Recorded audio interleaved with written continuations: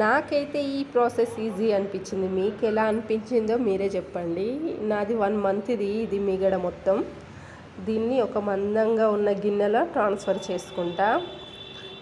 ఇది మాత్రం నేను యూట్యూబ్లో చూసి నేర్చుకున్నాను.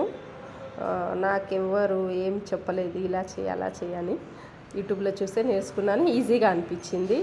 ఇప్పుడు ట్రాన్స్ఫర్ చేసుకున్నాక మనం గ్యాస్ మీద పెట్టేసుకోవాలి.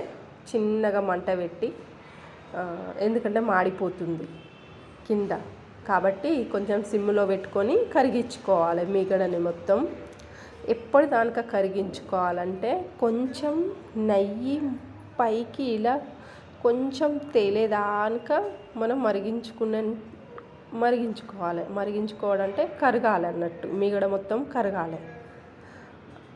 ఇప్పుడు మనకి చూస్తే అర్థమవుతుంది ఇలా మొత్తం కరిగింది. ఈ ప్రాసెస్ మాత్రం నిజంగా నాకు ఈజీ అనిపించింది. ఈజీ కూడా అనిపించింది, మళ్ళీ టైం కూడా తక్కువ తీసుకుంటుంది అలా అన్నట్టు నచ్చింది. నేను ఇది తెలిసిన కాంచె ఇలానే చేస్తున్నాను. ఇప్పుడు మనకి చూసుకుందాం. కొంచెం ఇట్లా నెయ్యి పైకి వచ్చినాక ఆఫ్ చేసేసుకొని అది మొత్తం చల్లగా కావాలి. చల్లగా అయిన తర్వాత ఒక గ్లాసుల వాటర్ తీసుకొని ఒక కార్నర్కి మనం పెట్టుకోవాలి.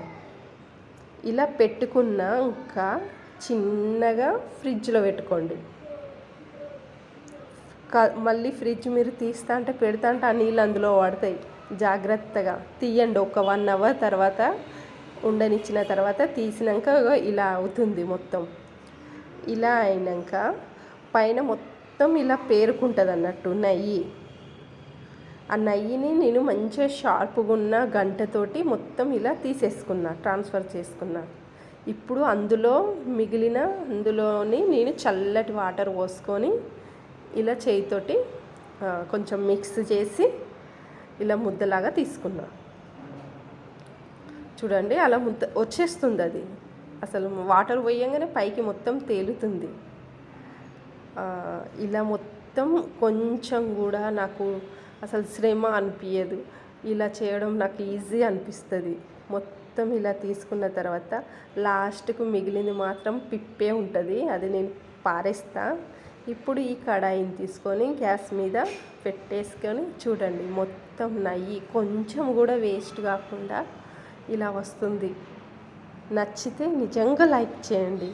Thank you.